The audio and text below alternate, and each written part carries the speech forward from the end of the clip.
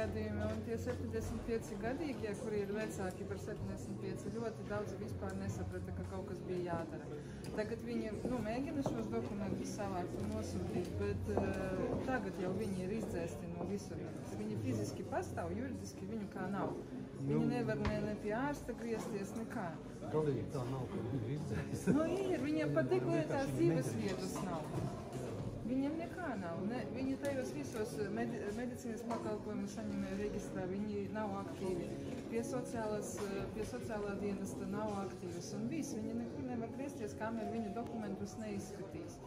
Daugavpilī mēs vācam ziedojumus un vedam viņiem pārtiku, kur varam dabūjam medikamentus un vedam pie viņiem. Bet tas ir tikai Daugavpilī. Es nevaru to izvērst plašumā un to visu Latviju darboties. Cik saprotu, gan PMLP, gan jūs te brigā, nesaprotat, kā tas ir, kad dzīvo bez personas koda.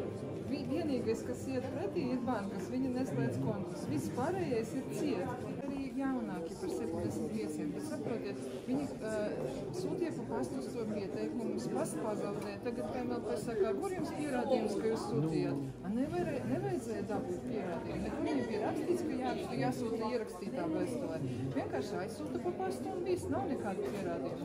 Tagad viss arī cilvēki nokavē tur dienu, 3, 2, un darīt tagad viņi sēž bez nekā, kamēr neizskata viņu dokumentu paketi uz to uzturēšanās atļauju. Tas ir briesmīgi, viņu ir tūkstoši.